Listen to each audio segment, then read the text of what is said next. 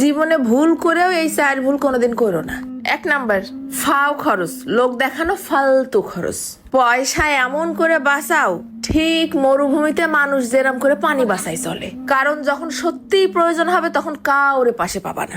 2 number, এক ইনকামের ভরসায় কোনোদিন থেকো না, কারণ একজন মানুষ যত শক্তিশালী হোক না কেন এক পায়ের পর বেশিক্ষণ দাঁড়ায় থাকতে পারে না।